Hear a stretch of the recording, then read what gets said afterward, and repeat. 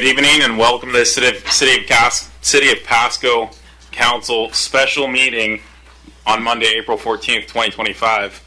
The council thanks you for being a part of your city government. At special meetings, the council takes formal action in specific items, and during workshops, we only discuss items with no formal action items taken. So with that, you'll hear that we have a special meeting shortly thereafter, followed by a workshop meeting. Agenda packets are available at www.pasco-wa.gov/agenda for those following along online. For those present, there's a little table with a blue arrow that says agendas.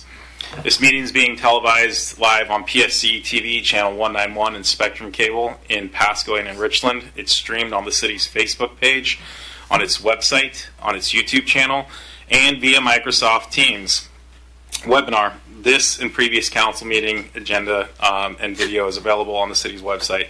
Lastly, the public may submit comments or ask questions by contacting the city manager, city clerk, or by using the Ask Pasco app. With that, Ms. Clerk. Council members: Barajas. Present. Blaisdell. Here. Grimm. Here. Harpster. Present. Morales. Here. Mayor Pro Tem Milne. Present. And Mayor Serrano. I am here. Thank you. With that, if you'll stand with me for the Pledge of Allegiance, please. I pledge allegiance to the flag of the United States of America and to the republic for which it stands, one nation, under God, indivisible, with liberty and justice for all. Thank you.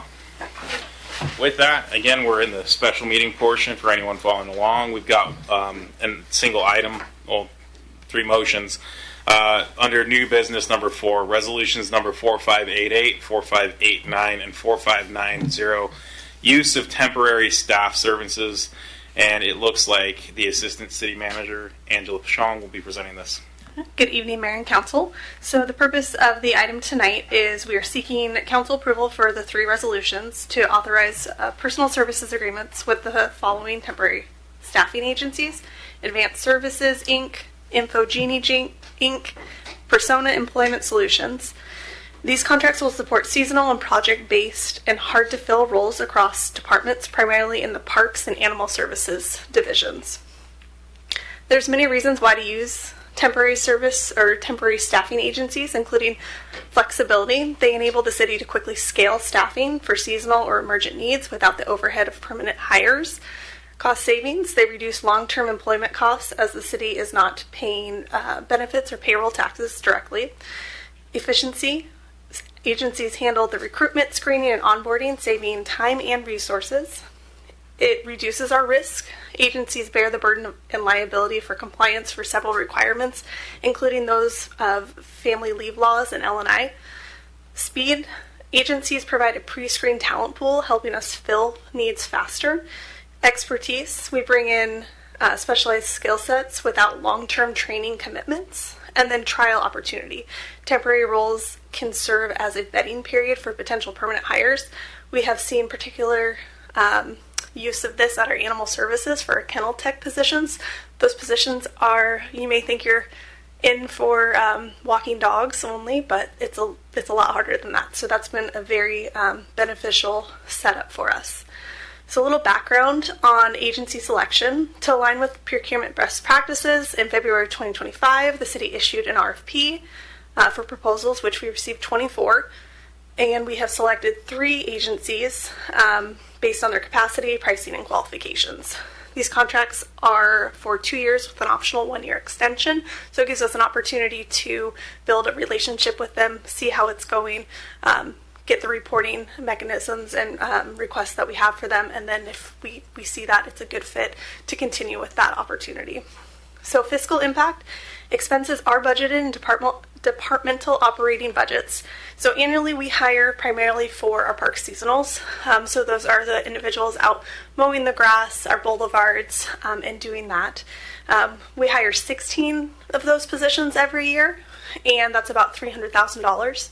And then we also have 1 role out at our cemetery because as irrigation's turned on, the grass grows, and we need to make sure that that is maintained. These annual needs align with our irrigation season. And in 2021, there was We had a higher budget for seasonals for our parks crew, but we converted 7 of those into permanent positions with the expansion of our facilities and our needs. We did have the need for year-round. We just don't have need for year-round for this many individuals. So the request to council tonight is approval of the 3 resolutions, and I'm happy to answer any questions. Thank you. With that, Ms. Barajas. Thank you. Quick question. You probably do have this, what is the overall savings on going this route versus hiring full-time jobs through the city? So the biggest savings is going to be, and I'm not going to give you a flat dollar amount, I can definitely get that for you, but without the need of full-time 16 additional staff, it would be exponentially more expensive to bring them on. You'd be paying salary and benefits year-round. And so there is a markup when you do a temporary staffing agency, but it's less than if you had them full-time with benefits. Do we have any further council discussion on this issue? Seeing none, do we have, it's a special meeting, do we have any public comment on this issue? Going once, going twice, third time. With that, we're going to close public comment. With that, Mr. Milne, can I get a motion? Yes, Mayor. I move to approve resolution number 4588, authorizing the interim city manager to execute a personal services agreement with Advanced Services Incorporated for temporary staffing services. Second. Give that to Ms. Bras. Got a motion by Mr. Milne, a second by Ms. Bras. All in favor, say aye. Aye. Any opposed, say nay. Hearing none. Go ahead with the second, and bless you, Mr. Harpster. I move to approve resolution number 4589, authorizing the interim city manager to execute a personal services agreement with Infungi Incorporated for temporary staffing services. It's going to be a motion by Mr. Milne, a second by Ms. Bras. All in favor, say aye. Aye. Any opposed, say nay. That too passed unanimously. Let's go for a third time. All right, third time's a charm. I move to approve resolution number 4590, authorizing the interim city manager to execute a personal service agreement with Persona Employment Solutions for temporary staffing services. We got a motion by Mr. Milne, a second by Ms. Barajas. All in favor, say aye. Aye. Any opposed, say nay. Sounds like we got a third unanimous. With that, we are going to adjourn our special meeting. I'll give the clerk a few seconds to make sure she has time to crane her neck to the clock. I think we're good. Okay, I see the signal. We're okay to roll. With that, I am going to open our workshop meeting. It was listed for 7:05. We're 3 minutes late, so Chief Roski, I apologize. We've consumed that extra 3 minutes. I'll make it up by skipping items 1, 2, and 3 and moving on to item number 4. Do we have any verbal reports from council members? Mr. Grimm. Thank you, Mr. Mayor. I attended the Benton Franklin Transit Board of Directors meeting. We talked about the strategic plan and ridership and had a lively discussion about trip costs per person, management of the fleet, and it was really a fruitful discussion, fruitful meeting. The day before, myself, Councilmember Barajas, and Councilwoman Blaisdell all attended online the Tri-Cities Public Facilities District meeting, where the group voted me secretary of the board. The interesting thing about that is they had not called a meeting in nearly 2 years. It was, I believe, March or April of 2023 was the last time they had called a meeting. And there's various reasons and things going on, but that is something for me really to dig into in coming weeks and months and find out, well, what are we doing if, we don't need to meet that often? And I know the idea is obviously to serve as a regional public facilities board, but once again, I have a lot to learn, a lot to dig my teeth into, Mr. Mayor, and I also joined the Mayor Pro Tem today at the Pasco Chamber of Commerce lunch with a fair amount of staff, where we got to hear our own Fire Chief Crowley give an update about really the fire department, and it was the first time that anybody knows the fire department ever presented at the lunch, so it was really good to have one of our own heart and soul there talking just the core of Pasco. So anyways, thank you, Mr. Mayor. Thank you, Mr. Grimm. Mr. Prowse. Thank you, Mayor. I attended my first night with the Pasco Police Academy last Tuesday. Very informative. Very informative. I was pretty impressed. I've done a couple of them, not for the Pasco, but for other municipalities, and just the breadth of knowledge and the presentations was really well done. So yeah, I'm really excited for the next couple weeks. Then I attended the JoJo's Freeze Dried Goodies ribbon cutting. I wasn't there for the ribbon cutting initially, but I ended up going about an hour after. A lot of people already had left, and I talked with Sarah, and she has some really good treats, and it's cool to see that she has stuff in the White House. I thought that was really interesting and really, should make us all proud that something like that is actually making that much of an impact. And then I went out and gave out some VIP patches to some of our Girl Scouts this weekend. I think Sunday was the last day for them to sell cookies. So that's all I have to report. Thank you, Mr. Prowse. Mr. Milne. Yeah, thank you, Mayor. Yeah, I was there for also the JoJo's Freeze Dried Goodies, and phenomenal stuff. I can't say enough about it. I didn't think that a freeze-dried pickle would taste so good, but it it was really good. All the stuff she had was really good. They had a lot of candies and freeze-dried, was it this pickle Skittles? I didn't think that was good, but it was actually pretty good as well.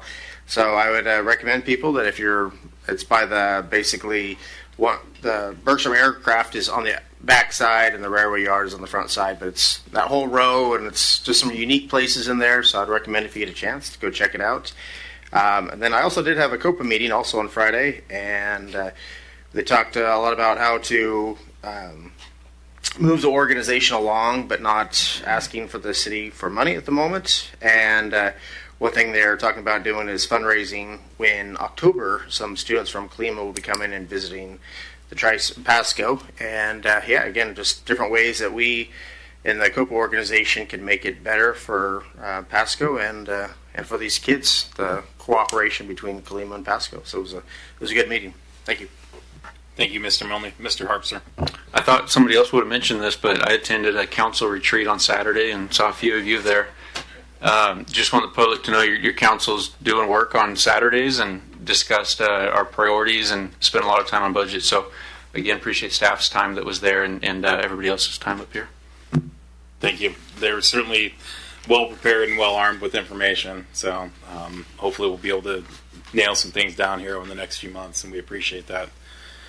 Seeing no further lights, that moves us along to item number 5, which is items for discussion with opportunity for public comment. The public comment is limited to an aggregate of 8 minutes. It's going to be 2 minutes segments, pro and con. So if you have a position, please state that when you come up and offer your name and county residence for the mic. So aside from that introduction, we have a few items. The first one is item A. Pasco School District is here to discuss their district impact fees. Looks like Mr. Zabel, you're going to kick us off there.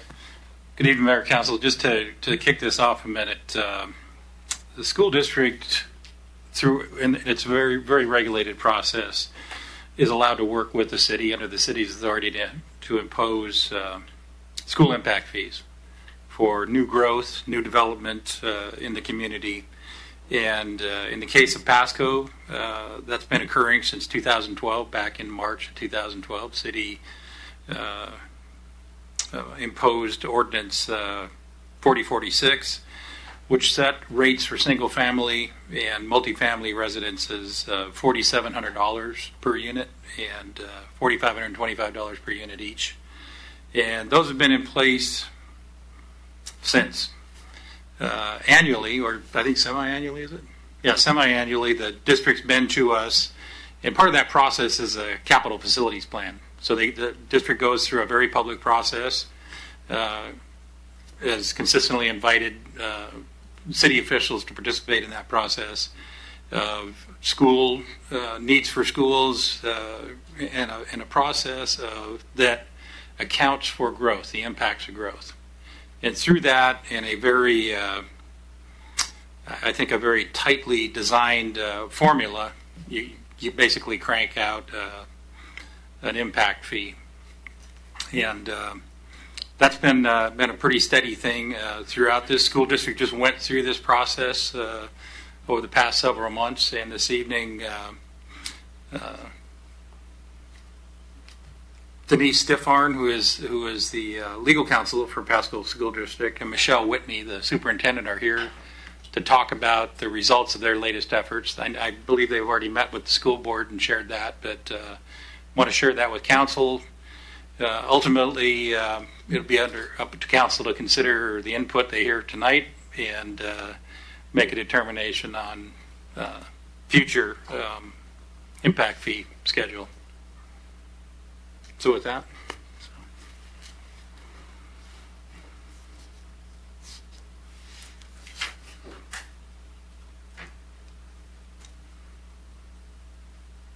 All right. Thank you so much for having us here again this year. It's been a couple of years since the last time we came and talked about school impact fees and the district's capital facilities plan.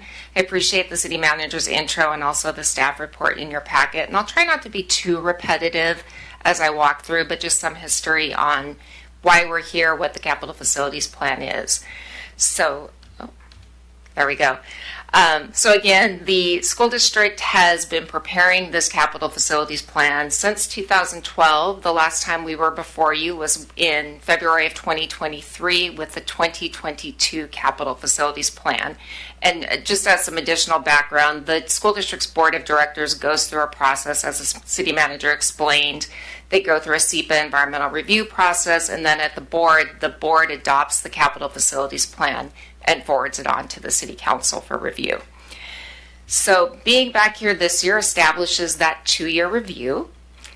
What the reason why we are here at the city and talking about school district capital facilities planning is that the Growth Management Act requires that to the extent a school district wants to request school impact fees, it works with its local jurisdictions by providing a capital facilities plan, and in turn, if that jurisdiction chooses to collect school impact fees on behalf of the school district, that jurisdiction adopts that plan by reference as a part of your own comprehensive plan, and then of course adopts a fee ordinance.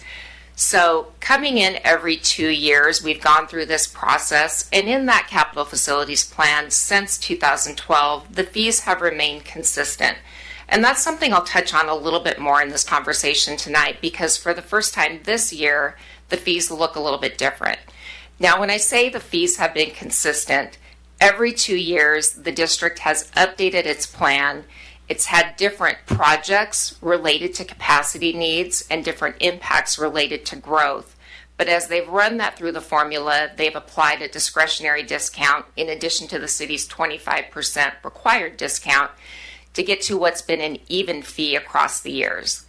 This year, for the first time with new projects in the 2025 capital facilities plan, the fee is actually decreasing below what that threshold has been in the past. And I'll dive a little bit more into that in the coming slides. So from the Growth Management Act, we know that there are 5 basic requirements. And in the school district context, the elements of that capital facilities plan first are establishing a locally adopted level of service.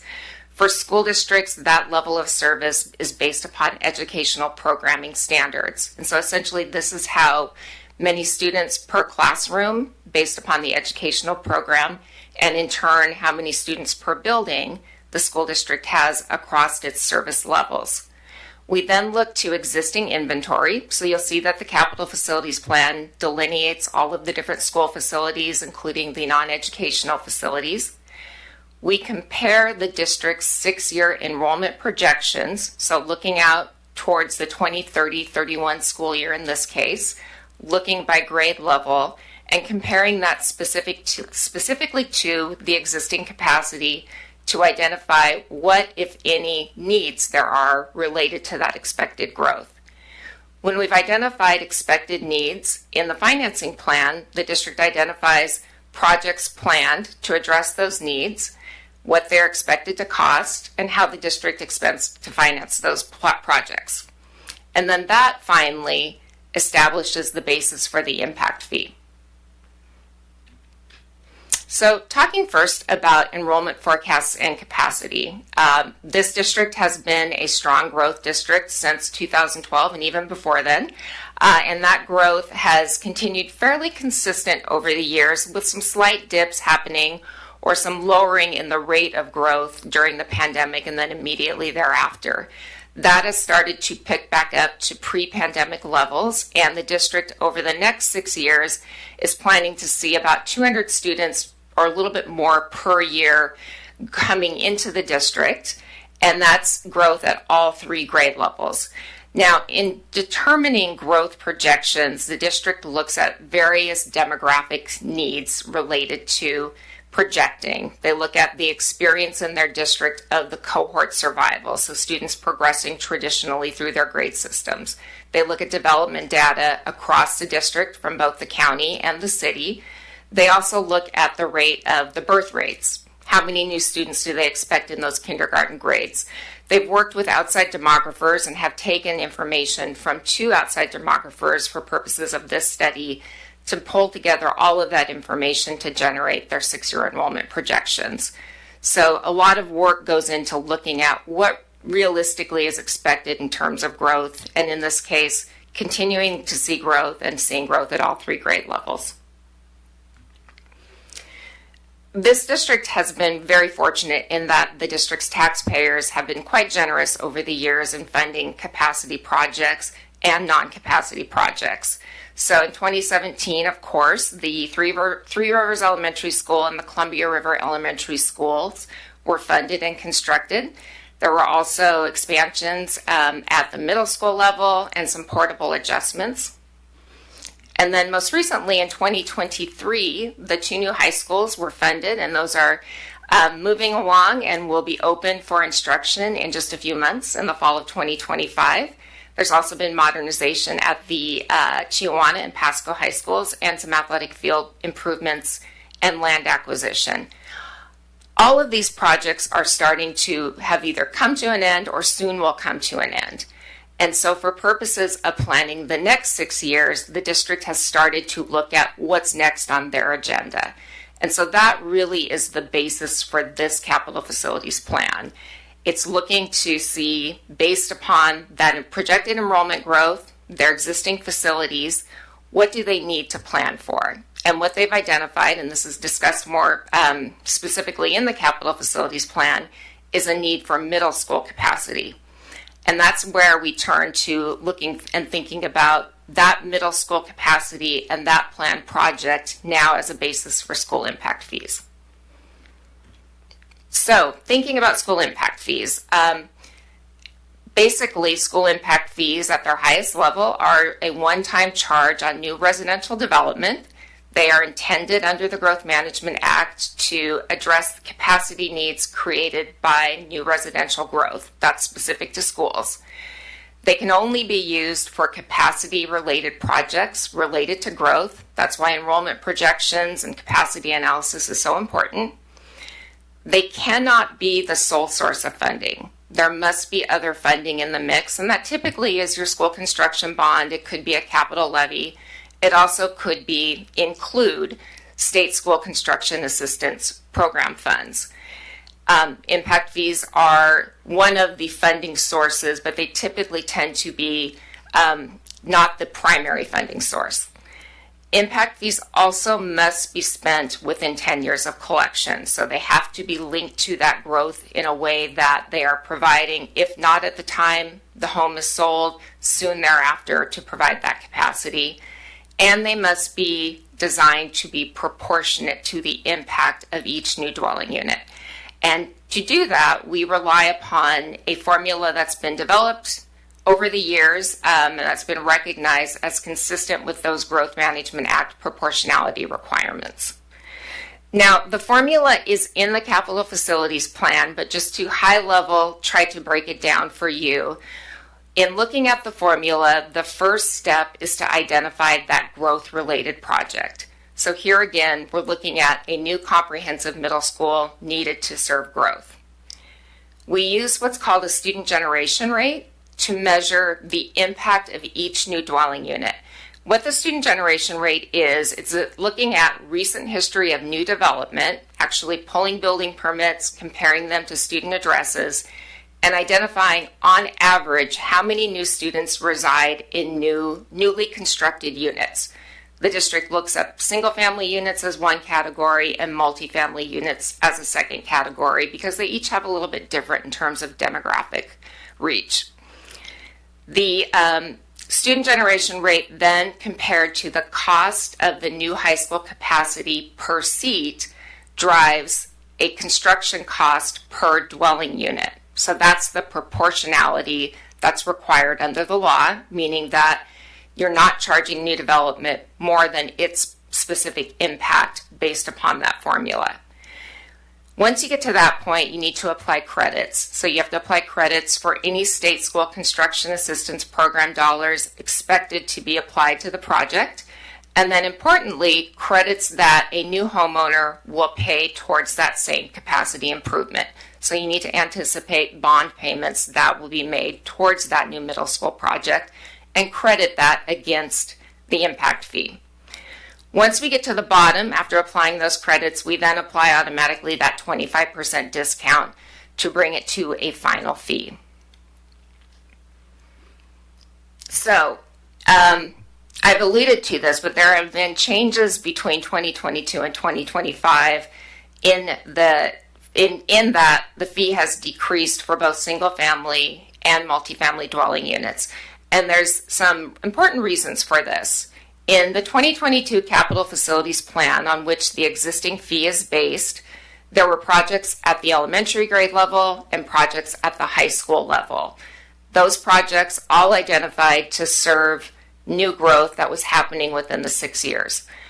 Those projects all, again, are at completion or near completion. And while they've all been built in such a way that they will continue to provide new capacity over the next 6 years, meaning that any new students coming into the system at the elementary or the high school level will benefit from the voters' front funding of capacity at those schools. Because those projects are near completion, the district is removing those from the fee formula and now looking to that near-term future planning, which is the middle school project. So now there's just a middle school project in that formula. And the important thing to keep in mind is that the middle school student generation rate on its own is much lower than an elementary school project and a high school project. So just in the fact that it's just a middle school project, that drives a lower cost per dwelling unit. And what is even more curious here, but it is the operation of the formula, is that the cost per dwelling unit for a single family unit is less than the cost credit that the single family tax payment will provide against that fee, meaning that the tax credit component nullifies the fee in its entirety. So you have a fee of 0 for single family.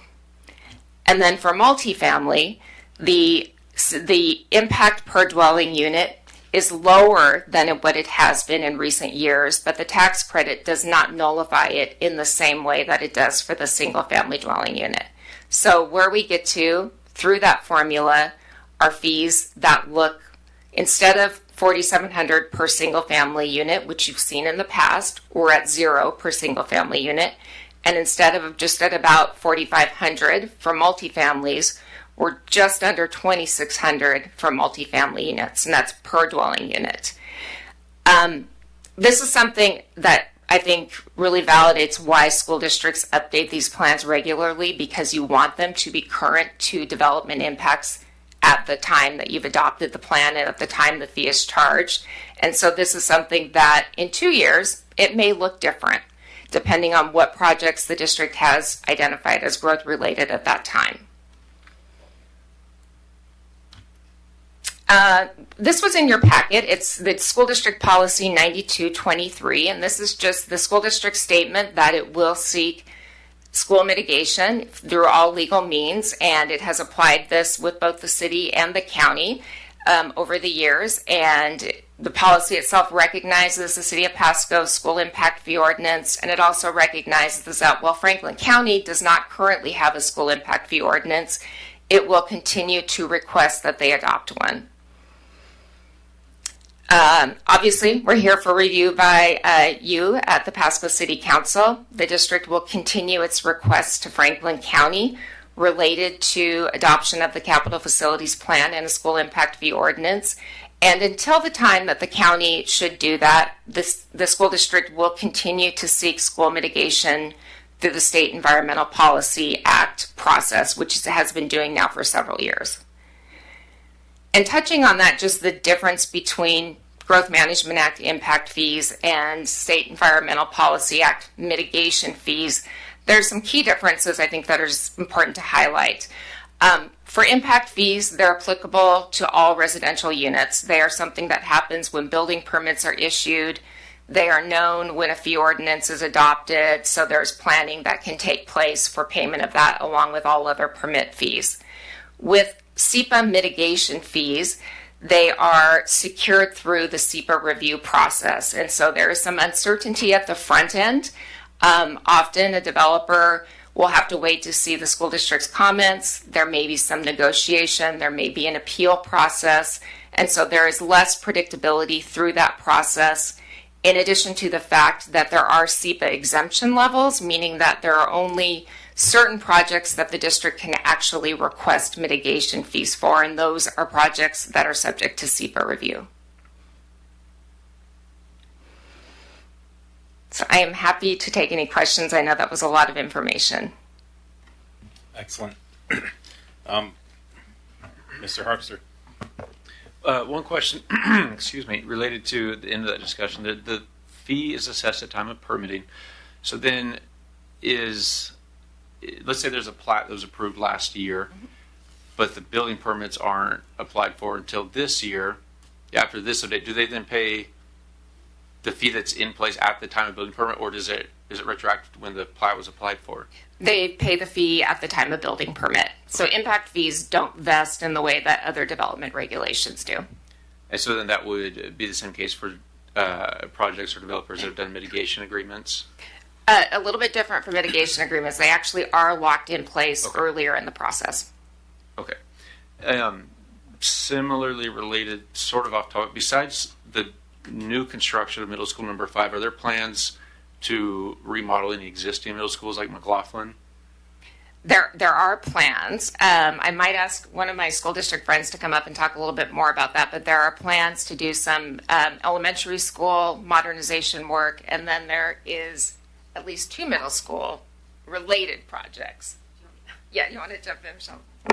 So thank you for the question. We are currently working through the process of obtaining our long-term facilities management plan, and in that plan, it does focus on modernization and replacement of elementary schools, potential modernization of McLaughlin Middle School. So that plan will go to our board at the end of June with scheduled adoption at the beginning of the fall. There will be a public process that's coming up within the next few months where community will have an opportunity to give us feedback around that plan. But the board's direction to us is to have a long-term facilities management plan that outlines 3 bonds 4 years apart from now until 2040, which I will be retired by then. So. Okay.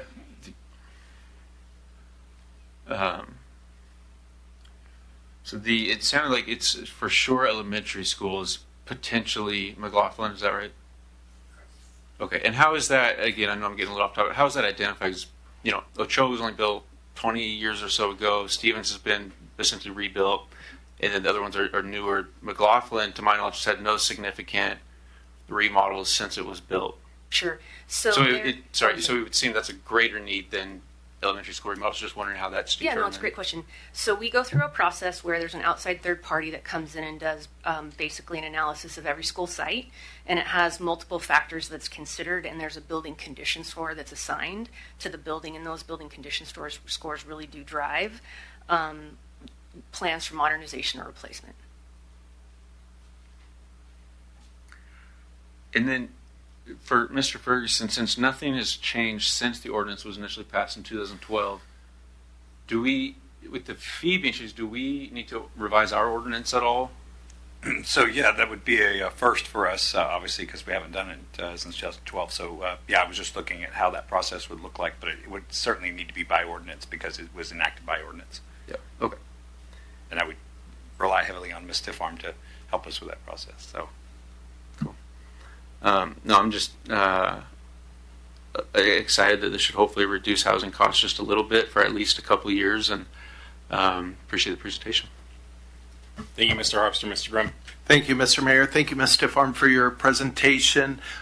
This seems, I was going to save this for miscellaneous discussion, but this almost seems like a better time to bring it up. Everybody, on Wednesday night, Maya Angelou is celebrating their 20th anniversary. They're going to have food trucks, activities, knockerball, other activities. I was invited out there in my official and unofficial capacity, but 20-year anniversary Wednesday night at the elementary school from 4 to 6 p.m. So, sorry, but thank you. With that, and maybe I should have asked this in advance. I was just having a hard time finding it on the interwebs. How many municipalities on behalf of school districts utilize impact fees across the state of Washington, roughly? If you're not prepared to answer that, I totally understand. I'm not fully prepared, Okay. and it's a really good question. And I apologize for putting you on the spot like that. I can get more specific information later.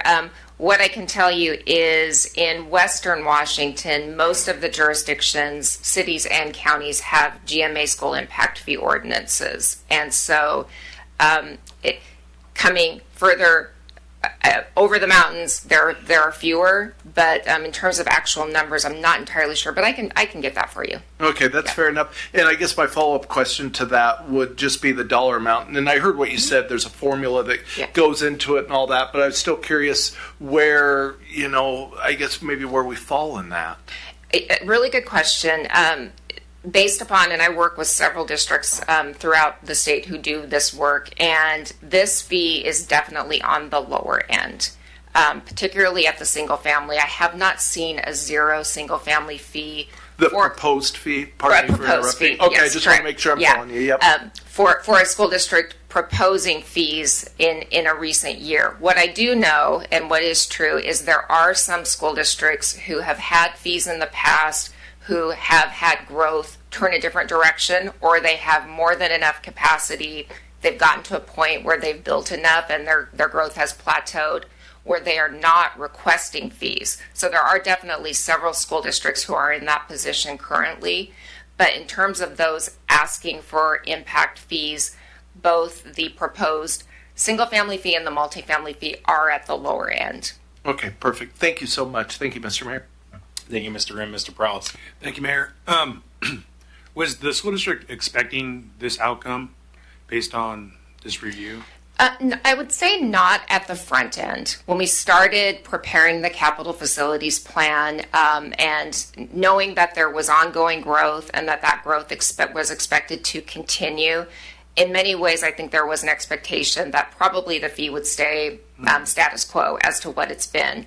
But then when we started looking at project status, particularly given the soon-to-be conclusion of the high school projects and looking at what's planned in the next 6 years, still not entirely sure that the fees would drop in the way they have. But then when it was narrowed down to just a middle school project and looking at that middle school student generation rate, that's at the point where it became very evident that the fees would be going downward this year.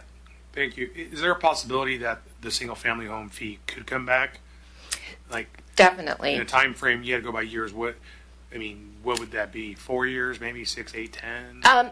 What we would do is, pursuant to the schedule with the city, in 2 years, the district will update their capital facilities plan again. So they'll take another look at growth. They will see whether or not their existing elementary capacity, for example, is still sufficient over that 6-year period. It may be that they've identified they need to start planning new elementary capacity, and so that project could be added, or a project could be added into the fee formula. That in itself may cause that single family fee to go back up. Now, the school district is to do every 2 years do a review and then essentially redo that formula. Correct. We have been doing that every 2 years, or we have not? Yes. Okay. Yes.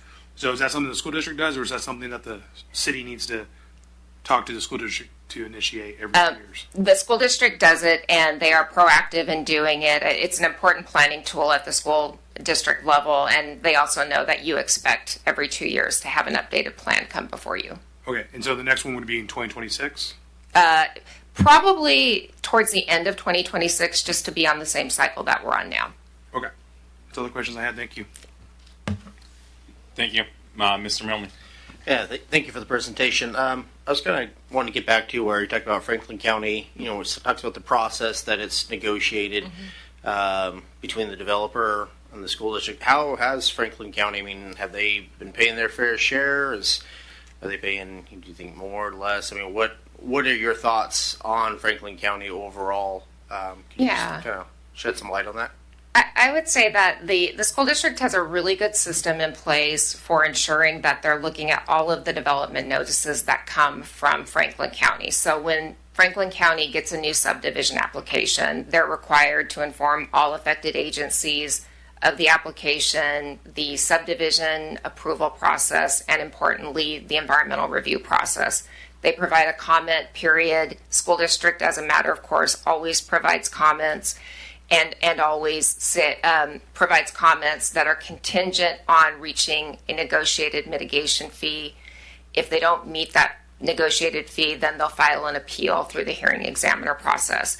To date, they have not had to actually go through that appeal process because they've been able to reach agreements with developers for those subdivisions.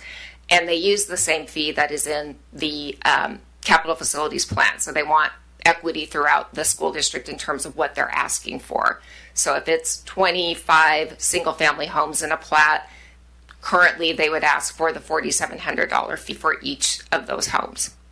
So the only deficiency in the process is where there's a SEPA exemption and the subdivision does not go through environmental review. So in that case, the district doesn't really have an avenue to seek school mitigation. Okay. You kind of answered it, but I've always heard things that the county doesn't pay, nor do they want to pay, but they want to use our services. So, as a law-abiding tax citizen, you want, if people are using the service, you want them to pay. And I was just trying to get your thoughts on that because it doesn't seem fair if we're all having to pay and they're not, and then eventually sometimes these divisions get annexed into the city. So basically, everybody's kind of getting a free ride on all this. So I do kind of appreciate your clarification on this. So thank you. And it's a good point, and it is the reason that every time the district updates this capital facilities plan, they renew that request to Franklin County for purposes of trying to get a school impact fee in place. Thank you. I see your light. I have a couple quick questions, and I'll circle to you. Running on that theme, what's the SEPA exemption? Do you know offhand? Is it 10 units? Or? It's 20. It's 20. 20 for single family, and it's 4 for multifamily. Okay. Do you have any sense of idea of how many applications have gone through exempt? I don't. In the past? Okay. I don't. I think that'd be. I don't necessarily need to know that. It'd be helpful to know.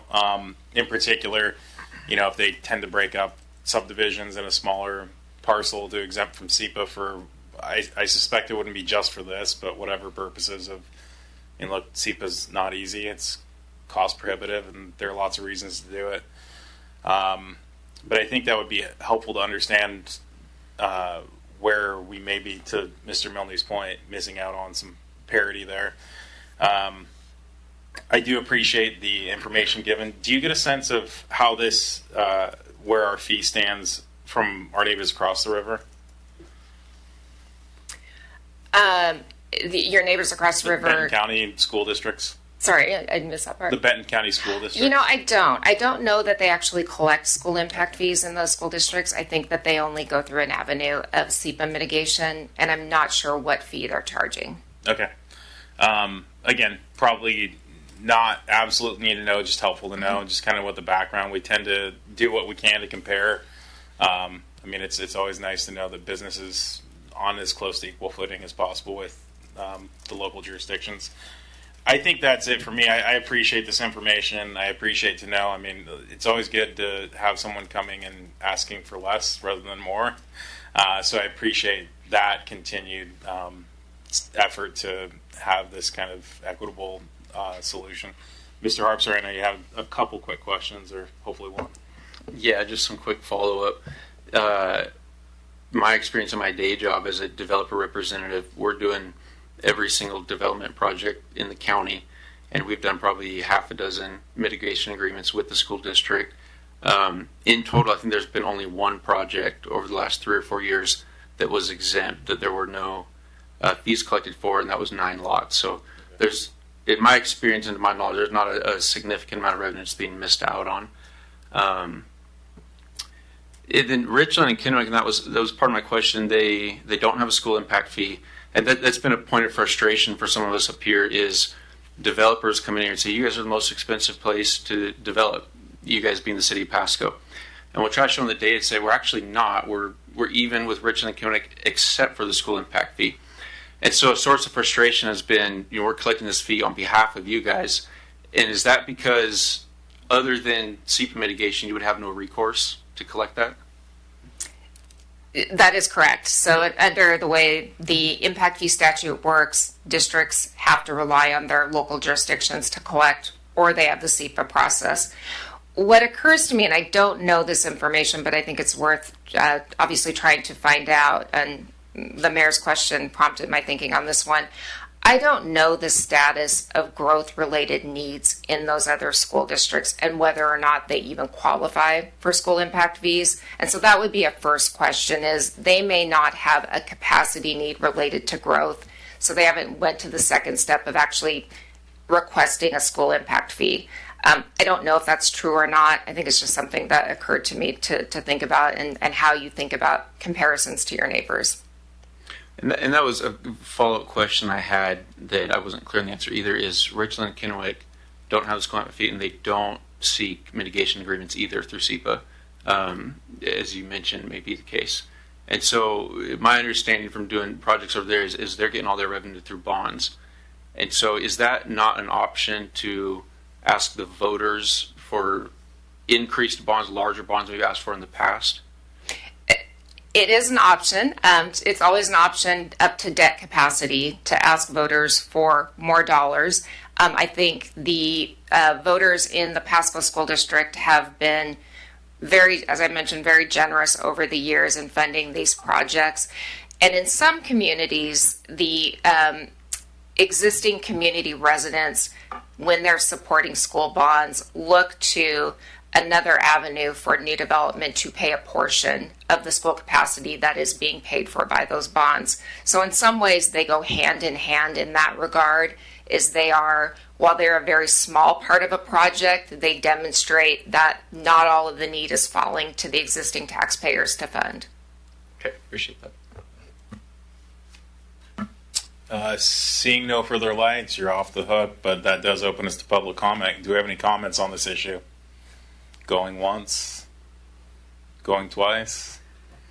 Third time? With that, thank you to our friends at the school district. Appreciate it. And I'm sure we'll continue to work with you. And again, like I said, I always appreciate someone coming to ask for less, not more. So you get a gold star. Yeah, I know. Man, I'm straight back to kindergarten here. So really appreciate it. Thank you for spending your time. I mean, you're welcome to stick around, but I suspect you have other things to do. With that, we'll move on to item B, which is development fees discussion. And this looks like Deputy City Manager Sigdell. Thank you, Mayor, and evening, Council. This is an item that we've discussed a few times in the past.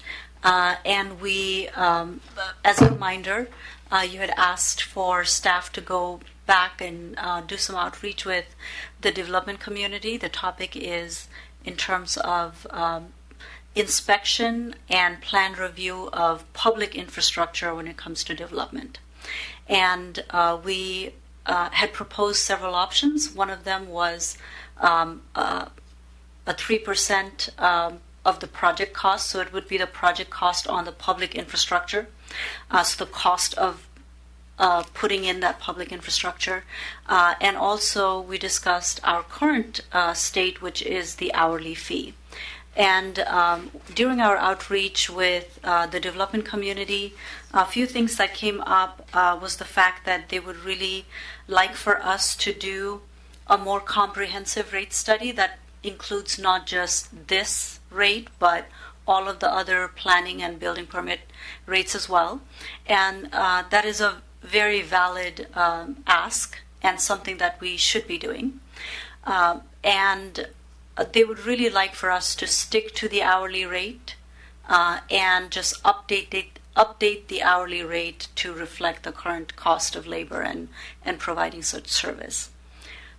This is a pretty complicated area. One of our hopes with going with something that resembles our neighbors was to be able to receive the funding in a way that is most efficient for the city, and also be able to get a little bit more funding so that we can staff up a little bit more, invest in our technology and our processes a little bit more. However, we understand the fact that while it might not be completely predictable, an hourly fee is something that this community highly desires, rather than the 3% or a percentage-based rate. So what we're coming to you with today is a simple escalation of cost, which would be instead of $60 per hour. So right now we have $90 per hour for the first hour. I like to not even think of that as a rate. It's just, the first hour. But really $60 per hour is our current rate. And we're proposing we move it to $100 an hour. As I mentioned in the staff report, this is only as direct of costs as you can get only. And so this is not a comprehensive cost increase, but we're also trying to be mindful of not increasing the rates significantly all at once. But also at the same time, and this is not included in your staff report, but we've been working with few consultants to see what it would cost to do a full, complete study of all of our planning, development, review, building permit fee structures. And we received an estimate late in Friday, and that estimate is about $90,000. I do believe it's a big number, but I do believe that it is worth the effort for the expertise that they bring to the table, and also the fact that we are overdue for a comprehensive review of all of our rates and see what needs to be eliminated, what needs to be changed, what needs to be added. And so with that, what I have for you is an interim increase in that $60 per hour to $100 per hour, and then a request for direction from council on if you'd like to move forward with doing a more comprehensive rate study that would include a lot more other components as requested by the development community. Thank you, Ms. Signal. Mr. Perales. Thank you, Mayor. Yeah, I was thinking about this a lot yesterday, going through the packet and everything. I don't really have an appetite to do a huge, drawn-out rate study. I don't think the development community, from which I heard at a meeting, it has an appetite for the percentage. And don't get me wrong, that it was 6 times, 10 times, and if you did the math, it was about $400 an hour. And so I think when they did that, it really wasn't justified. And so I think $100 is a good starting point, but I think if we're just going to go ahead and make a change, I say we just go ahead and add a little bit more. And so I would like for us to entertain at like $150 an hour, and a portion of that has to go towards putting money away to hire more people, build that capacity, put money away for technology. I think that's the best thing to do right now. I don't see a reason why to go through this whole study, pay someone $90,000, and then turn around, present it to the development community, and then they're still going to be against the 3%, 2%, whatever percent. I just think it's such a big jump. I think we can work that way over some time. I don't see the benefit of it. So that's the reason why I sat down and was kind of look at the numbers and playing around with a calculator. And I just looked at this way. I was like, you know what? I think $150 an hour rate for all the time spent. And then I looked at a couple meetings ago, I looked at that little table you guys gave, and it gave comparisons between City of Kennewick, Richland, Pasco. And if I did that, it'd be about like, for that example you guys gave, it was close to like $17,000. So it was about 10 grand more than what we, I guess, in theory, charged originally, which was close to 7. So that at least gives the City of Pasco money to put away for admin support, looking for other people like planners, reviewers, invest in technology. So that's what I would like to see, and that would probably just be long-standing. And again, if we have to do a study to look at all our rates and stuff, I'm fine with that. But this essentially should just be left alone at this point, and then eventually, if inflation and stuff catches up with us again, we look to increase that hourly rate. But I think that would be fair. I mean, $100 an hour would only cover the cost of labor, right? And so how much money are you getting out of that to invest in the department? It's not a lot. It only includes just the hourly labor, which not every hour that a staff works is billable. So there's a whole component here. But we also have to be very mindful of development fees and ensuring that there's a very strict calculation of those costs and ensuring that we can fully defend them. And that is where doing a more comprehensive rate study, because we have managers who don't just do one thing or supervisors who don't just work in one area. So looking at it comprehensively is definitely beneficial, especially given that we've not really done that in the past. Mm-hmm. And we are at a size where that should be an expectation of our customers and our residents. So that is why you're seeing a $90,000 price tag, because there's really nothing to build from and there's a lot to look through. Then I guess why did we go ahead and just suggest a copy in Kennewick then, if we needed to provide a study and provide a nexus and all that stuff? I mean, it seemed like we've been just dragging this on for months then at this point.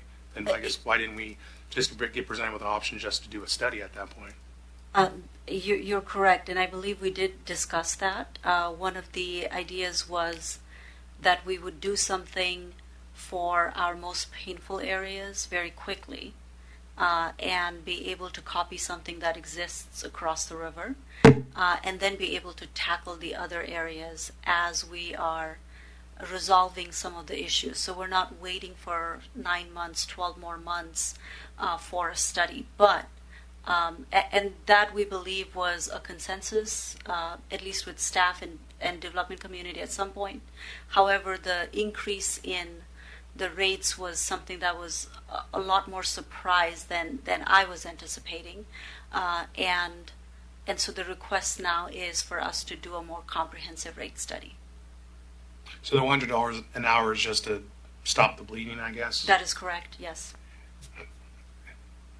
That just seems interesting.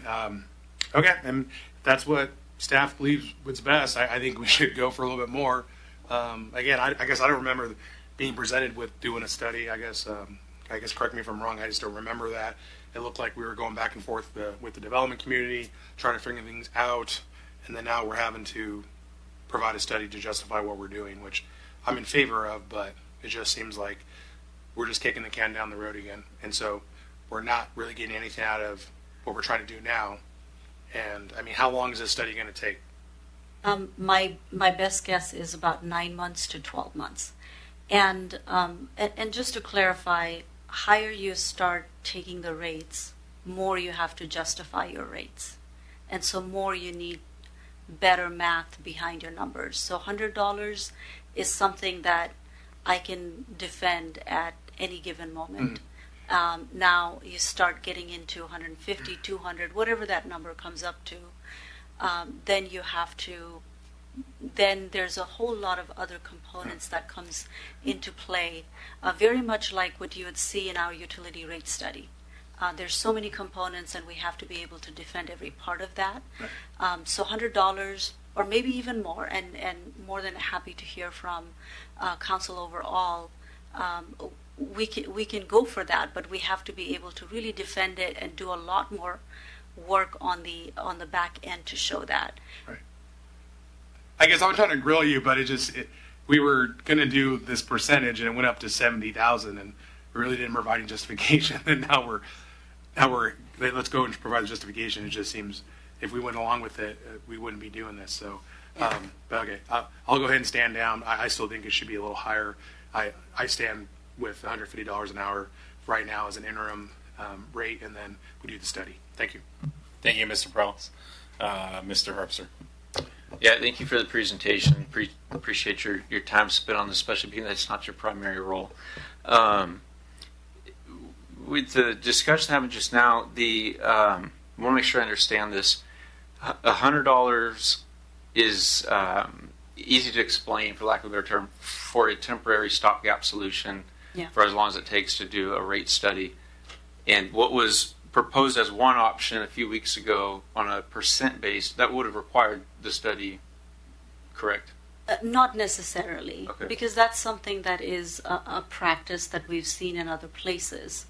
However, when you're starting to update rates and you've got development community who would like for you to step through those rates slowly, you have to be able to justify the hourly rate or even the percentage base rate. So the 3% would be a really easy one. Now, if we came to you and said it should be 7%, that's kind of where you have to really be able to show your numbers. 3% is a low percentage for most of the industry as you look around the state.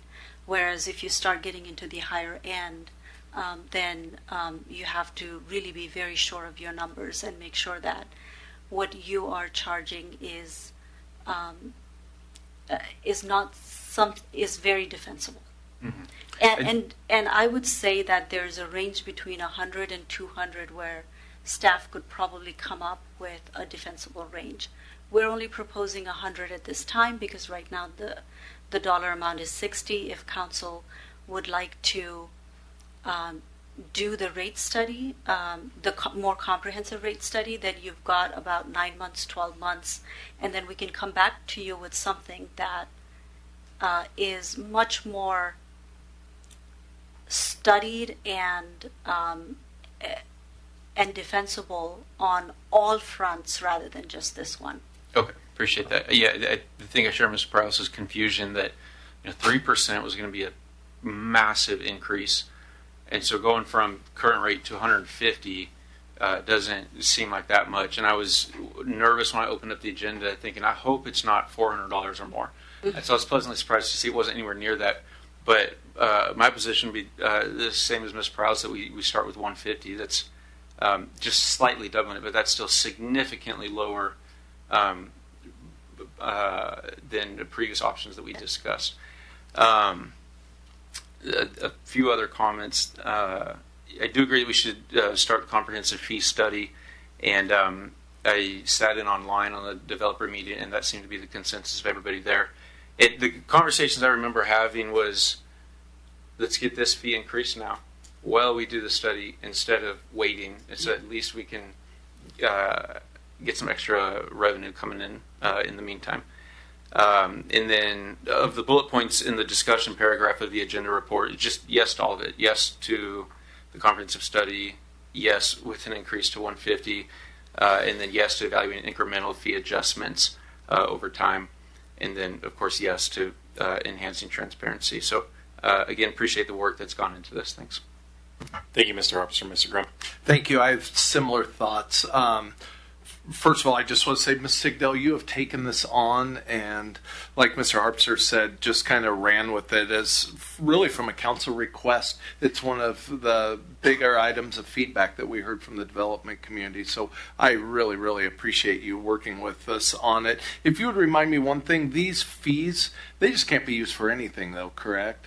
They can be only used for permitting and development related activities. Just within that, we can't put more police on the road with No, it we or cannot. anything. Okay, I always got to ask. I'm always there. So, just a couple more thoughts here. Looking at this, and you gave an example here that shows a huge disparity between the city of Pasco and the other municipalities by tens of thousands of dollars. Was this example picked? I mean, I guess, would this example be more favorable than other examples?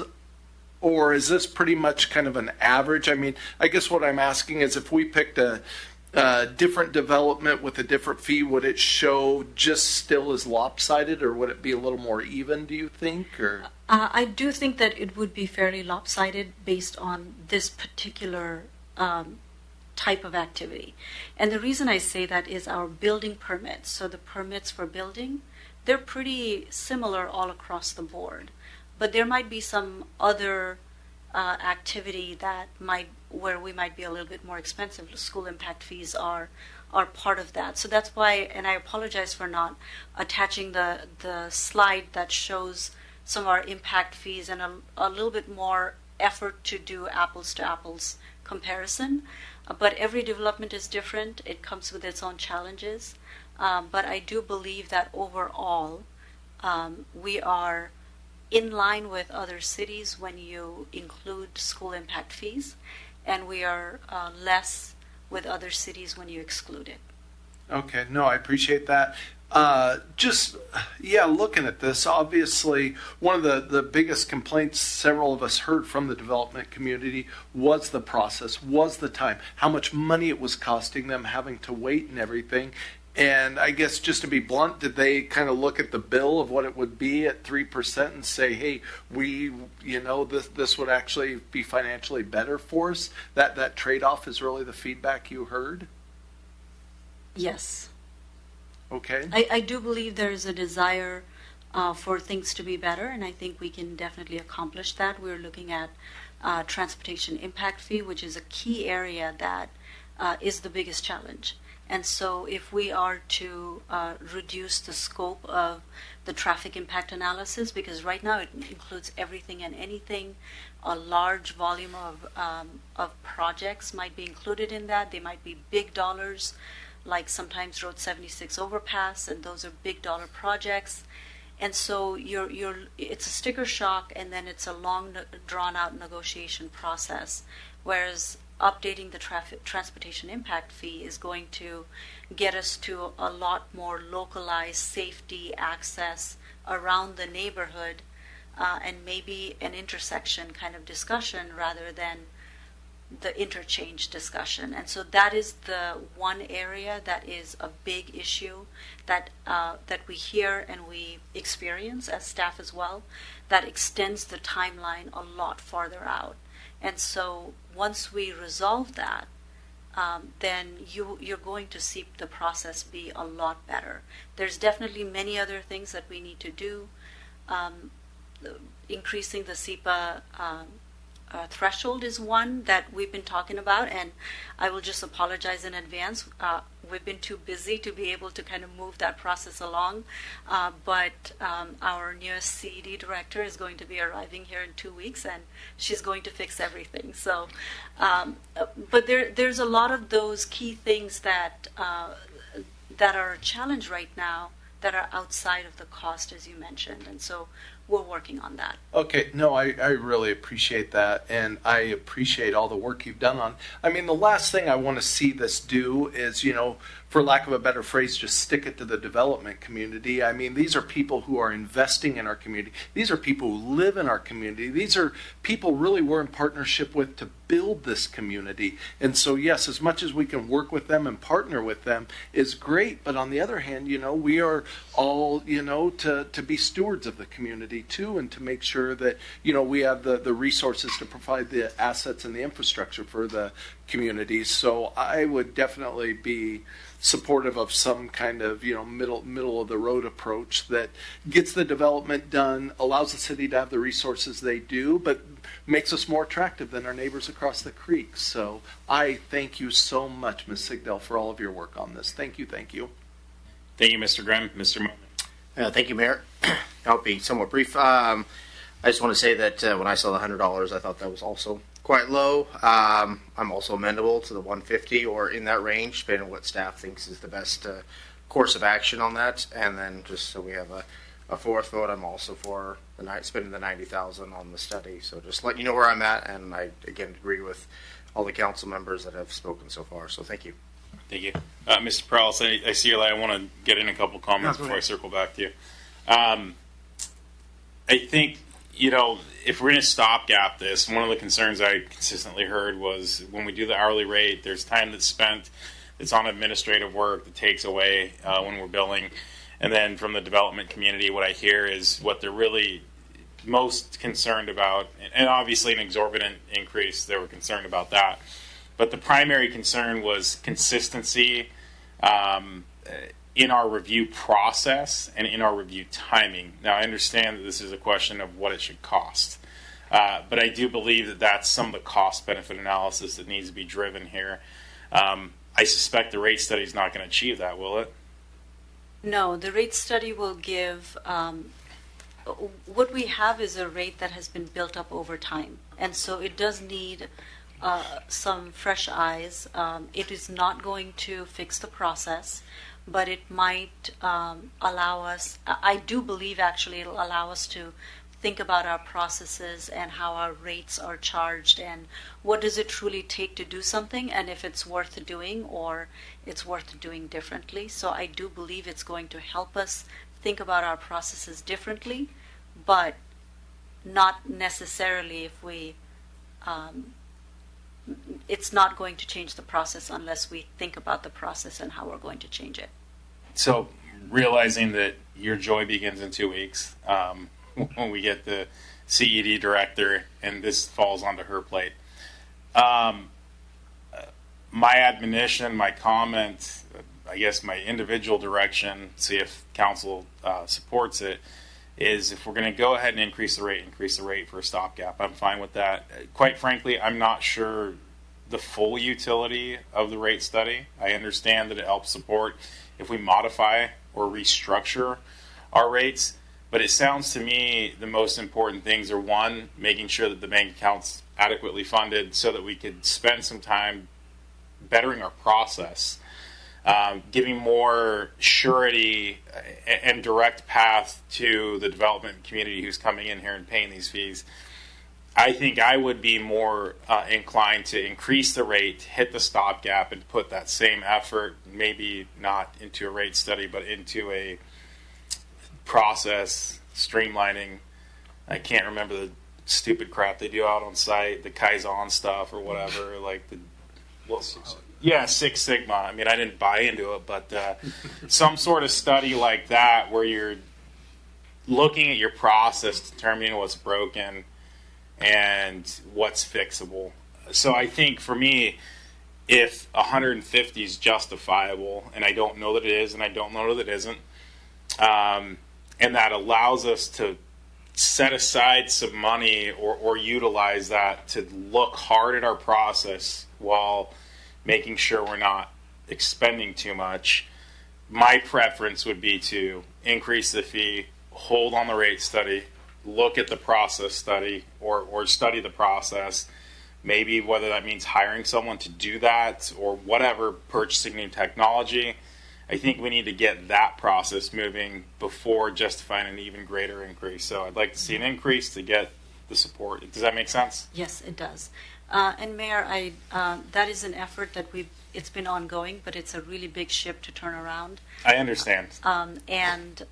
We are working through some of the staffing and locations and also our technology, which is quite old and doesn't quite meet our criteria, but it's not easy right now to move on to something new either. So we're trying to find a good space to maneuver in some and have a long-term plan. So I do want to assure you that that's on top of mind for staff.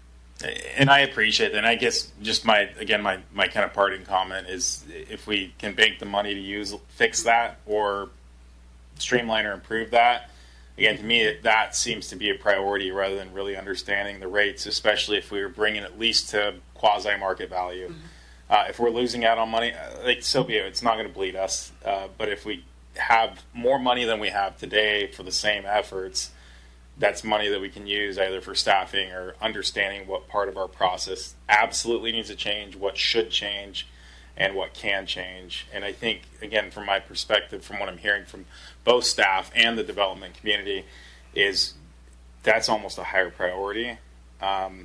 So we can recover our funds and work towards that.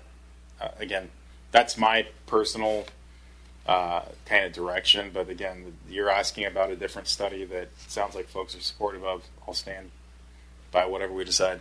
Mr. Prowse, a couple quick questions. Thank and you, comments? Mary. No, I'll put a bow on it. I mean, so I pulled up Northwest Co-Professionals. It's probably not apples to apples, but I mean, one of their rates for commercial fire plan review is 125. Isn't that, I mean, they're essentially an arm of that same department, right? CED. And we're only going to charge 100. Again, maybe not the same thing, but I mean, residential plan review is 85. I mean, I want to be able to cover the cost of the labor, at least put some money away, rainy day fund, so we can employ more people, do marketing, do whatever we got to do, upgrade technology. I mean, if we're going to go through a percentage, then if I understand, again, across the river they're doing 3%, 2%, 1%, then 0.5%. I mean, we have to increase this, but again, I'm not in favor, I guess at this point, for doing a $90,000 review for some consultant that's going to take 9 months, and then before we know it, it's going to be a year, and then we're still talking about this in 2026. I think we need to get presented with some different options other than that. And if that's the case, then I would like to see something coming back to us. What rates are we talking about then? But it just seems like we really need to put money into that department. And $150 is a drop in the bucket. I'm sure those developers would be okay with that. They were concerned about the percentages and it going up to $60,000 to $70,000 to $80,000, $400 to $500 an hour. That's what they were concerned about. That's what I heard. That's what they've talked to me about. And I think $150, they would be happy with that. $200 probably wouldn't even bat an eye. I mean, we're charging $60 an hour, $9 for the first hour. I don't know who made up those rates, but man, they really put us in a hole going forward. And so that's the whole point, I guess, why I'm so passionate about it. Let's do something correct so that at least it makes it so that we're stable for years to come. If that's a study, then be my guest. But I'm just not in favor of these consultants. I don't know why we waste our money on them. Thank you. Thank you, Mr. Prowse. Mr. Harpster. Yeah, I was just going to add my support for the mayor's position on maybe spending some of that $90,000 on working with staff. So again, like you said, whatever council wants to do, I'd be open to going with. But I just think it's an interesting idea instead of doing a rate study to. I know, as you said, Mr. There's already a lot of effort going into that with the Lean Six Sigma stuff, of which I'm a certified expert. Thank you very much. But maybe some more effort could go into that. And I'm sure we can't do both. And so I think my priority, if we had to pick one, would be more time spent with staff and not preparing, but bettering their processes. But again, if we could only pick one, that'd be my priority. If that's not the way council wants to go, then I'd still be in favor of the rate study.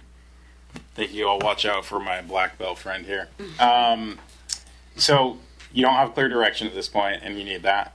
I guess the question is, do we believe that 150 is a justifiable market rate, or do we need more information on? Do you need to uncover more information on that? No, we can definitely get to 150. Okay. And we can have a plan for an update down the line. So with that, I'm going to ask for a non-vote but supportive council. Are we good with 150 by either head nod or yay or golly geez? We got enough heads and thumbs that it's an informal support of that approach. So again, come back please if 150 is not justifiable for some reason. Bring it back to whatever is between 100 and 150 the staff sees fit. So two of us have pitched the idea of looking at process improvement before going out to a market rate. Okay, I see enough head nods. Is that something that's clear enough to staff, or do we need to hash that out? I mean, I think, quite frankly, you're the ones that ought to lead that. No, I think that we can definitely forego that. I will just say that probably in a year or so, we do want to look at that, just given that these rates have not been looked at for a very long time. And they need to be looked at holistically all together rather than one by one if we can do so. I think we're all in agreement with that. I think if we can focus our immediate efforts on improving the process, you come back, hopefully maybe you uncover something in 2-3 months and bring back, hey, look, we're or even a quick email to council. It doesn't have to be in one of these presentations. Hey, we uncovered this. There's a new product out. It's going to cost blank and whatever, right? And we can talk about it if it needs to be, or if it's under the threshold, we give you the go ahead to purchase, right? So my take is, again, and I think this is hopefully articulated this. Let's figure out what we can band-aid, what's broken we can fix, and very quickly thereafter, having a direction of a process improvement, then commence the rate study, or at least bring back that request. Does that make sense? Yes, thank you. Any questions? No. Okay. I see no further lights with that. Do we have any public comment on this issue? Sorry for anyone napping. Going once, going twice, third time. With that, we'll move on to item C, Resolution Second Amendment to RH2 Professional Services Agreement for Northwest Irrigation System Upgrade. This is from Director Sarah. Good evening, Mayor and Council members. We are presenting to you an amendment for the irrigation system upgrade project. We had talked recently about irrigation system. Next slide, please. And this project is the project that will make possible receiving water from the South Columbia Irrigation District and pushing that water through a pump station into our system. So this pump station is proposed to be located in the Broadmoor and Iris Lane vicinity, and as you're seeing in the screen, there is a set of parcels that are yet to be created through a plat, and the city would be acquiring some of those. So through the past several years, we've been working with the Bureau of Reclamation, USBR, to get an agreement with them for the municipal and industrial water contract in which we would be able to lease water from them. And the district, the South Columbia Basin Irrigation District, would be the ones basically delivering that water to us. And RH2 was selected to do design of this pump station. They have helped with the coordination and permitting for it. We had worked through the special permit to locate a pump station within a residential area. And due to the extensive work that has taken place and some changes with planning requirements and permit requirements, we are in need of increasing the dollar amount for this design to allow for stepping back from a 90% we had prepared, go back to 60, and accommodate the changes that are needed to make this project happen. We are very close to having the M&I contract in front of you. Actually, it was preliminary scheduled to be tonight in front of you. There were some edits that were expected, so we are expecting a new draft agreement from USBR, and we hope to be back with that agreement to you in 2 weeks. And at this time, what we're focusing on is getting this project designed and ready to be advertised in the summer, should all the other agreements come to fruition, so that we are able to be operational in 2027. And with that, I think I have one more slide. Thank you. This is some of the changes that you're seeing. The previous site plan accommodated parcel shapes and roads and other things. There are some big changes in the plat that need to be accommodated, as well as changes that were imposed through the special permit process. Next slide, please. And finally, a summary of the original PSA and the changes that are needed. Again, this new PSA would get us through support during construction. And you are seeing the dollar amount. So this amendment is for just under $234,000 for RH2 services for the coming years. Thank you. Thank you. Do we have any questions or comments from council? Seeing none, do we have any public comment on this issue? Going once, going twice, 3 times. With that, that moves along to item number 6, which is miscellaneous council discussion. Seeing Mr. Milne's light, we'll go there. I just want to make a point that on Thursday on my agenda thing, it has the April 17th at Chihuahua High School, the International Night. And I'm hosting a Japanese exchange student, so I'm sure I will be there. but just letting everybody in the community come out, and these things are really good to get to know different cultures, and yeah, very excited about this. So just wanted to share. That was my point. Thank you. City Manager, I skipped you. I didn't see your light at first. Sorry. It's okay, I was a little slow on it. Good evening again, Council. Deputy Mayor, thank you for announcing International Night. I did get an email out to Council from Kim Lerman today that you all should have, gives you a little more specifics. So, following up on the Mayor's comments last week, I wanted to just another reminder on the spring egg extravaganza. That's a Jesse word, but it'll be Saturday the 19th at the Pasco Sporting Complex. The city is partnering with God's New Generation Church, games and prizes, 55,000 Easter eggs to find out there. So kids of all ages, and we're noon to 2 p.m. So should be a pretty well-attended event, as it has in the past. And then we mentioned a few minutes ago about Sergeant Gregory's retirement, and I wanted to just, Council indulge me a minute to talk a little bit about his career. So Brad's been here since 1992 as a full-time officer. So 33 years of service. He was a reserve prior to that. He's received actually 8 unit citations. He's been the employee of the quarter. He's received multiple commanding officer citations. And then from the Pasco Kennewick Rotary, the John Goldsberry Award back in 2012. And that goes to officers in the Tri-Cities that put service above self. So in the Rotary tradition, so it's a pretty unique award for law enforcement officers, at least in our region. Brad, since 2021, has been Detective Sergeant of Investigations. He was promoted to Patrol Sergeant about 10 years before that, 2013, and he's been a detective. He's been on the Metro Drug Task Force. He's been on a Traffic Safety Officer and our Gang Task Force. And as I mentioned, started off here as a reserve officer back in 1991. So I think you all have it on your calendars, but retirement celebration will be 16th of April at 3 p.m. So would encourage council to attend. It's a pretty significant career to honor and celebrate. Thank you. Thank you. I look forward to celebrating with Mr. Riga. Hopefully I'll be there, and I look forward to celebrating Easter with the spring extravaganza, whatever it's called. With that, Mr. Perales. Thank you, Mayor. I just wanted to bring up the issue that I'm seeing across the city of Pasco with these corner side vendors.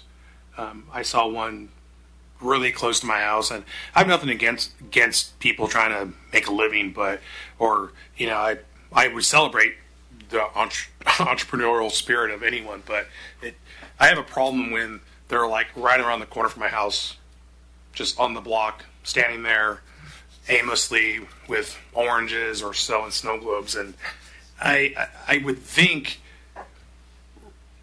we're doing a disservice, because I think eventually they're going to cause an accident. Some of them do stand on the corners, like right there on Road 68, Court Street.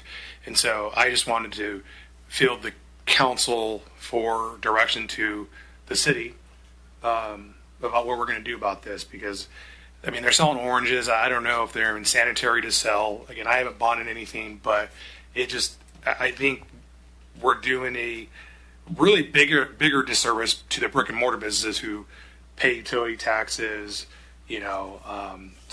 sales taxes and all that stuff, and all their overhead costs and employees. And then we have people just really almost seems like a group across the whole city selling on almost every other street corner. So if Mr. Zabel has any information to share on that, if we need to just start making complaints to code enforcement, please let me know, and I'll use the Ask Pasco app. But I have fielded phone calls from residents, and for me the trigger was, I'm just driving down 44 in Burden, and lady's just standing there with oranges on the sidewalk, and again, she's not hurting anyone, but it's just, we don't need people doing that in our neighborhoods. There's places for that. If we need to create a place at Phoenix Park where they can come, it's farmers market, maybe give them an application to farmers market. It seems like there's appropriate places for that, and it's not on street corners. Thank you, Mr. Prowse. Mr. Zabel, I see your light. Yeah, I'll just note, and we've been talking about this at the staff level for the past couple of weeks when the vendors first started popping up, and what actions the city can take. That certainly things have been preempted over the years in terms of local control. This is one area where some of that has been preempted. For instance, if it's a Washington-grown or made product, there's really not much the city can do.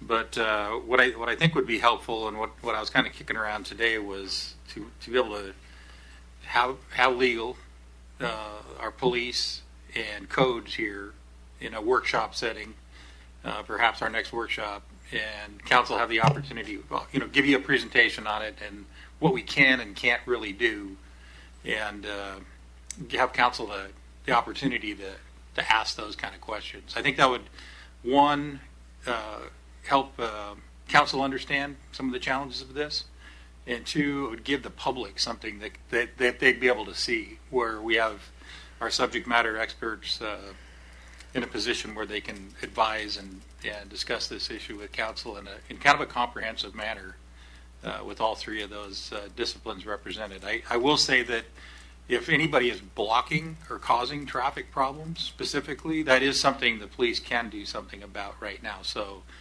ask Pasco or call 911 if their behavior is dangerous or presenting a danger to the community. I would encourage people to call 911 and deal with that. But I think if council can be patient and give us a couple weeks to come back with a kind of a detailed presentation, and I think that'll be beneficial rather than trying to solve it tonight.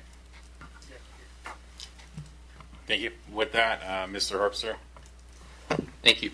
I wanted to add on to Mr. Zabel's comments about Sergeant Gregory. I thought I'd share sort of a humorous first interaction. My dad started with PD in the late 90s, and at the time, and I could be mistaken on details, but what's burned in my memory is Brad Gregory, not yet a sergeant, was working undercover and had a mullet that was permed and a cut-off Raiders jersey. And I remember my dad introduced me to him. I'm like, this guy's not a cop. Like, something's going on here. And was very intimidated by him for several years.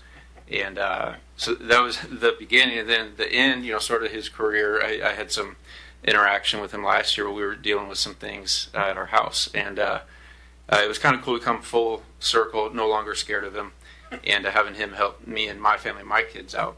So he's, I've always enjoyed seeing him, and not always, I guess. In the beginning I didn't, but I've really, we're lucky as the city of Pasco to have somebody like him who has worked for this city for 33, 4 years. And so I'll be there Wednesday and hope to see you all there as well. On the vendors selling the oranges and tomatoes, I would definitely love a workshop presentation. I think that'd be super helpful. Not just for my own knowledge, but folks reached out to me last week on two things. One, the smell that was going on whatever day that was, that seems to have been asked and answered. And then these vendors, and I don't have a good answer for them. And so the workshop would help me to be able to have an answer. And I also, like Mr. President, I want to know what can we do and what can't we do? Where are the limits? And, explore what we can do. For instance, several months ago, maybe this time last year, I think Chief Roski indicated that if they're blocking sidewalk traffic, then now there's an issue. And, some of them on Route 68, you guys might have seen, will line up their flowers along the sidewalk and then stand there. So if I'm walking by and they move out of the way, are they no longer blocking? I've just got a lot of questions like that would be great for a workshop discussion. A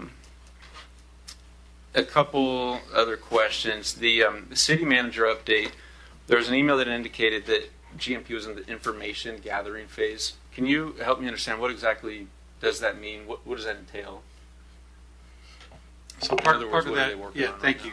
Part of that process would be individual conversations which you had scheduled with council members as well as department directors. And so it's really to kind of get your individual take on characteristics you might want to see in the next city manager experience, those kind of things, as well as your thoughts on the goals and objectives, the major challenges, opportunities you see ahead for the city on the near term and maybe the midterm, things that you're expecting the manager to weigh in on immediately. It's helpful to have that information. Well, the other piece, the third leg of that really is, what is it about the city that brought you here and keeps you here? Because part of this is marketing and trying to describe this opportunity in a way that, prospective candidates are going to look at it and say, this is a place that I want to be. This looks really exciting. And it's a reflection on, the corporate outlook of the city council as well. So then the next piece of that is, after we have that kind of information, is this meeting that was going to happen tonight, talking to council about corporate view and very similar questions. And also, I think the other piece of this is, Greg was going to talk to you about market and salary range and things like that too. I shared with Councilmember Perales before the meeting that unfortunately the consultant couldn't be here tonight due to illness, but we'll have him back at workshop in a couple weeks. But we're not going to slow the process down or let the schedule slip by 2 weeks. We're going to continue those interviews. Probably will be me instead of Greg, and Greg will then talk to council at the workshop level. But we'll continue that out so we can start to develop that profile and maintain the schedule that was provided previously to you. So the other piece of that is your key staff talking. We have the city manager has a number of direct reports, and so those similar kind of questions will be asked of key staff. I mean, this is your employee, and your stamp needs to be on it. This is their boss, their supervisor, and having an understanding of the perspective of the directors, I think, is really important too. And not only is it important in the profile, it's important for the recruiters, because when you're talking to prospective candidates, understanding where council or staff are coming from, understanding what they're hopeful of seeing, whether it's reasonable or not, is worth knowing when you're talking to prospective candidates. And I'll just say, having been in here now, a couple months, this is a council that is very action oriented. That's going to attract a certain kind of candidate. It'll probably not attract candidates that are more process oriented. So those are the kind of things we want to communicate in a profile to them, is how this council operates and what their expectation of their employee is. Okay, appreciate that explanation. That's very helpful. And then last time was short-term rentals.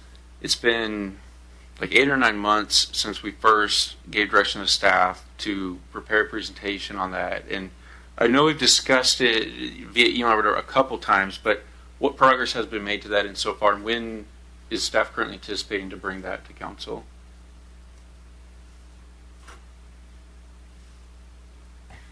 Well, not a cop-out, but I wasn't here for short-term rentals, and it's been on our list. And I know I've mentioned it in a couple reports to you that we want to have that discussion with you. Our real hope was that we could have had some time in the past couple of times, the 31st or this past Saturday, to have that discussion.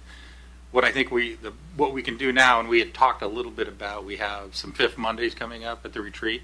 Remember the last agenda on the item was, or the last item on the agenda was to discuss with council a potential second retreat where we'd get into budget and some of those other issues.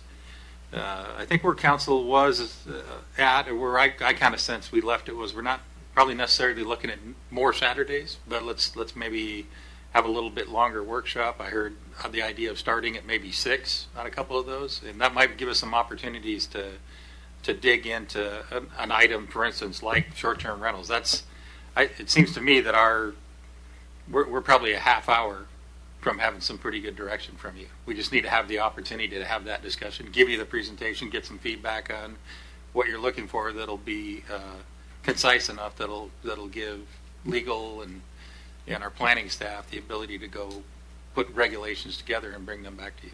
Yeah. So I would suggest, if council, following up our conversation on Saturday, if their desire to try to move up next couple workshops, maybe not the next one, but the one after, to 6, maybe that's a great opportunity to add that as an item. Yeah, I for And one some of would the love other- to do that because, like I said, it's been 8 months, and I bring this up because yesterday, front page of the paper was the headline: "Why 2,000 workers were just hired at Northwest only nuclear power reactor." In the subheadlines about how most short-term rentals are full, and unfortunately, City of Pasco didn't get to take advantage of that. So, like we've mentioned tonight, regarding the other cities around Kennewick and Richland are doing it, and so. Really think we're missing out. When we talked 8 months ago, there was not a consensus to allow short-term rentals through a code amendment, but there was consensus to discuss it. And so I'd definitely be in favor of doing that in 4 weeks or so. Thanks. Thank you. Ms. Blaisdell. I just have a question regarding the vendors on the side of the road. If that would qualify under a peddler's license, and if when you do present that, if you could include peddler's license, so we understand what that is versus people selling on the side of the road. Thank you. We will certainly go over that discussion. Thank you.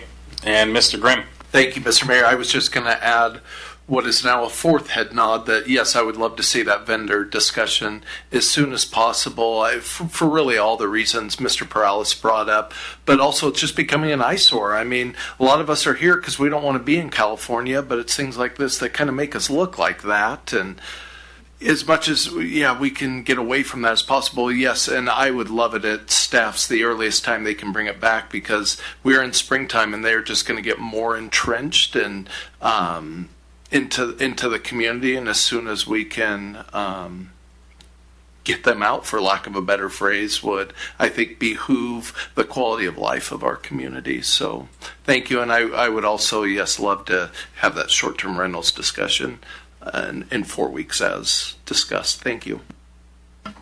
Thank you. Seeing no further lights and nothing from staff, that moves us on to item number 7, which is executive session. None is listed, which puts us to adjournment. It is 8:41, and we are now adjourned. Thank you for sticking around.